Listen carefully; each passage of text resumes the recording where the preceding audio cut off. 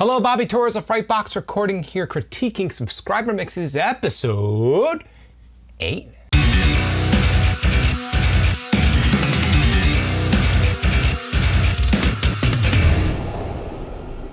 So before we begin, I just want to let you know that this week, starting today, I've opened the doors to the Frightbox Mix Crypt community. In this community, we'll be mixing a brand new song every single month, multi-tracks included, along with a masterclass by me where I break down the mix and explain exactly how I mixed the song that we're working on within that month. On top of that, there will be live group coaching calls where you can ask me any question that you have with your mixing or the song that we're currently working on in real time. I'll have my DAW open during the session and I can break down any part of the mix that you'd like. And on top of everything else, there will be a private community that only members of the Frightbox Mix Crypt will have access to. And in this community, we'll be critiquing each other's mixes and just helping each other with our productions. I will leave a link below where you can learn more about the Frightbox Mix Crypt. Doors to the community will close on Friday. Okay, so with that out of the way, let's dig into these mixes submitted by my email subscribers. And up first, we have a mix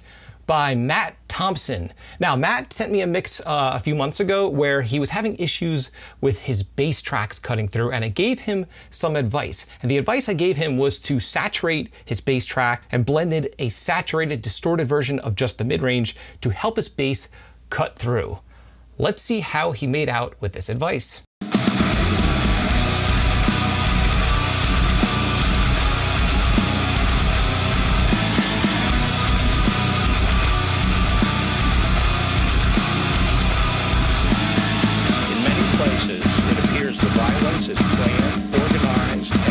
Well, Matt, I just want to let you know that is an insane improvement on your old mix. I can hear the bass nice and clear, and the bass tone is pretty sick. I can hear the rattle of the bass, and it cuts through the wall of guitars and drums. And I really like the mix just overall in general. Awesome job. Okay, and our next mix here is from Josh. Let's check it out.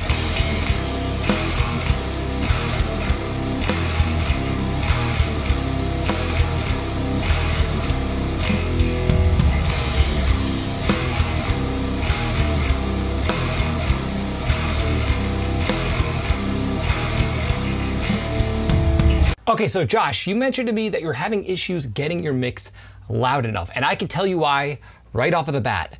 There's just too much dynamic range happening with your drums. And when I say dynamic range, I don't mean as far as the feel of the drums or the programming or the drums or anything like that. What I mean is that you're not clipping your drum bus, or you're not containing the transients on your drum bus or snare drum. I could actually physically and visually see the snare transients in your mix. And here's the thing, if you don't take care of the dynamics of your drums within your mix, it's gonna be very, very difficult to master your track nice and loud without it really affecting the rest of your mix in general. That's why the secret to loud masters is nailing your mix right in the first place. So what I recommend doing is either clipping your snare drum or your drum bus just so you can make your drums sound louder without them actually being louder. So give that a shot and keep me posted on your progress. I guarantee it'll help make your mix louder with way more ease. So keep me posted. Okay, and our next mix here comes from Mikey. Let's see what we got.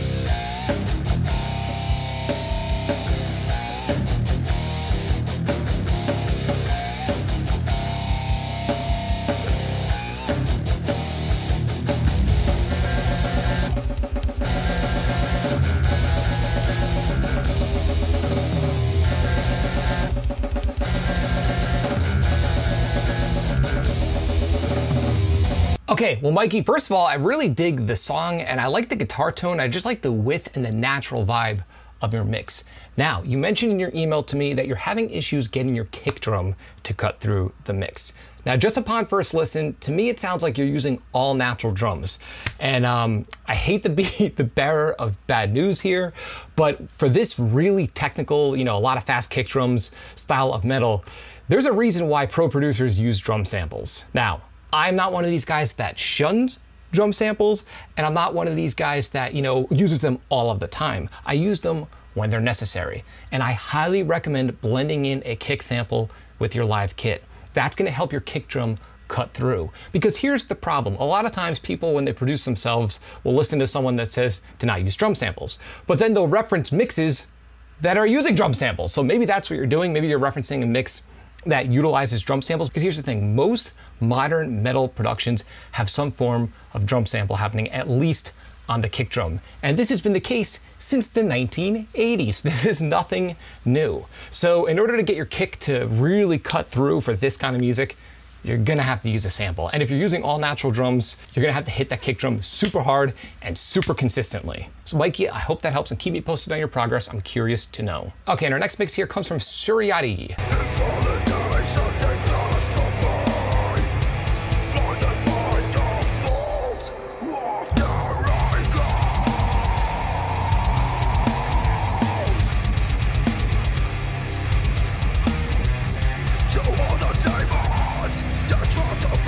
Okay, well, dude, I really dig the mix, and I like the riffs. The riffs are really cool. Now, you mentioned in your email to me that you're having issues with your vocals, at least the compression on your vocals. And my suggestion here, at least from what I've heard so far, is that you're gonna wanna use a brick wall limiter as the last step in your chain, maybe before your de-esser, just to keep a nice tight lid on your vocal tracks. Because this vocal style, naturally, that kind of screaming where it's guttural, but sort of in the mid-range, there's usually a lot of peakage happening and a lot of movement happening, so you're gonna wanna use, like I said, a brick wall limiter just to catch the peaks. That'll help your vocals sit a lot more evenly within the mix. Now, you mentioned to me also that your mix is not living up to, you know, the professional mixes that you're referencing.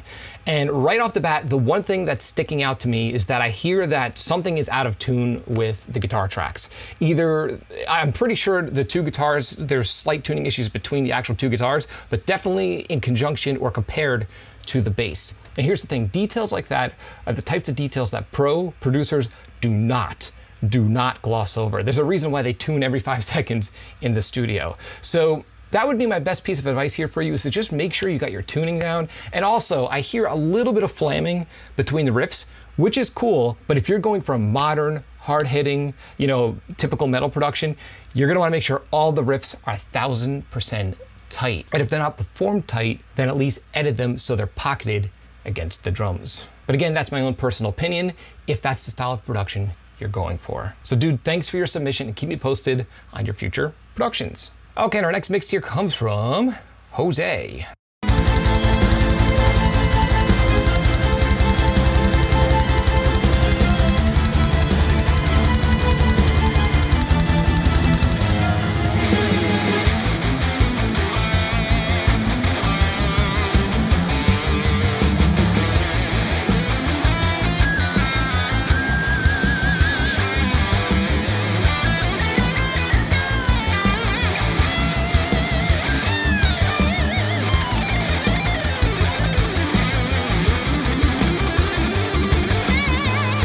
Okay, well, Jose, your mix sounds great. I really dig the songwriting, if this is an original song.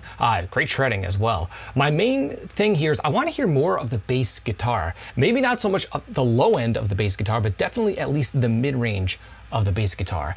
And it kind of sounds like your bass might be programmed, correct me if I'm wrong, but even if it's programmed, what you're gonna wanna do is filter out a second bass track, distort it, and blend it in so it cuts through on smaller speakers, which is exactly what I'm listening to your mix on right now. Because we have to remember, so many people these days listen to songs on their tablets and their phones in just less than ideal conditions. And you're always gonna wanna keep that in mind when you produce your final mix. So give that a shot and let me know how that works out for you. And I'm curious to hear what your bass ends up sounding like. Okay, and our next mix here comes from Marquise. I apologize if I'm butchering the pronunciation of your name.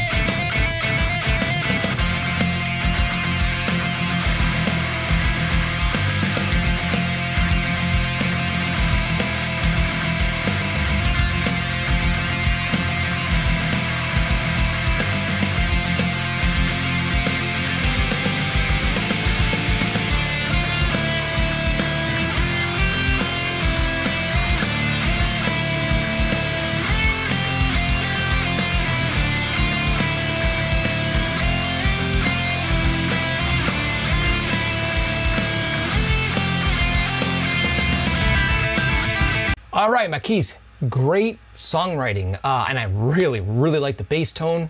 My favorite kind of bass tone in the world, that nice gnarly bass tone that cuts through the mix, but still has a fat low end to it. The main thing I hear here, I mean, I like the mix in general, is this seems to be an instrumental track. At least there are no vocals there yet. Now, if you do plan on having vocals in this track, ignore this mix note. But if you plan on keeping it an instrumental, here's the thing. There was one moment after the intro where there was like this lead part that was just coming randomly out of the left speaker. Now, I recommend panning that center if there are no vocals there, because here's the thing. In a mix like this, you have two rhythm guitars, your bass up the center, snare up the center, kick up the center. If you want someone to focus on something, generally keep it in the middle. You'll generally move a lead like that off to the side if you have something else happening in the middle that you want the listener to pay strict attention to. For example, another lead guitar or a vocal track. So keep that in mind. Generally, you don't want the experience to be too jarring to the listener, because we have to remember, most people that listen to music are not musicians like we are. So dude, keep up the great work, tweak that track, pan it in the center, and see how you like the result. All right, and our final mix here comes from Chris.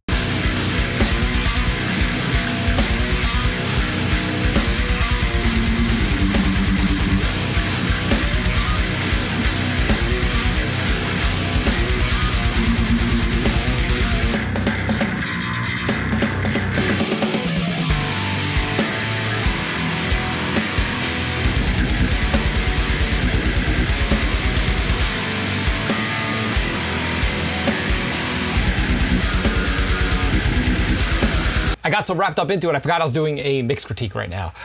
Dude, love it. Love the songwriting. I like the natural kind of organic vibe of the production. And I know this is probably programmed drums. Just by listening to it, I could tell by the cymbals.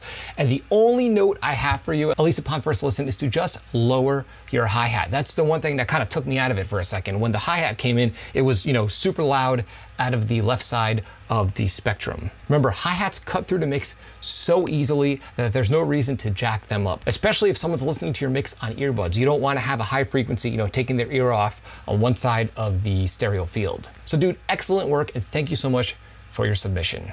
So I would just like to shout out and thank everyone for submitting these awesome mixes. And if you're interested in me doing a critique of your mix, there are detailed instructions in this video's description. And if you'd like more access to me and consistent coaching on mixing in general, and to be part of a community where we're helping each other improve our work, enrollment in the Frightbox Mix Crypt will be open until this Friday. Again, a brand new song every month with multi-tracks, a brand new masterclass with me where I break down the mix in great detail, 24 access to a community of like-minded engineers, and a monthly live coaching call with me where you can ask questions and I'll have my DAW open and I can dig into the mix and answer anything that you need in great detail. Again, you can learn more about the Frightbox Mix Crypt. There's a link below in this video's description. If you found this video helpful, like, comment, subscribe, and share. And do not forget to click the little bell icon so you can be notified every time I upload one of my weekly videos on all things metal and rock production. If you're interested in some Frightbox swag,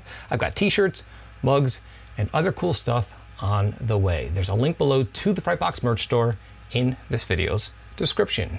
And until next time, happy mixing.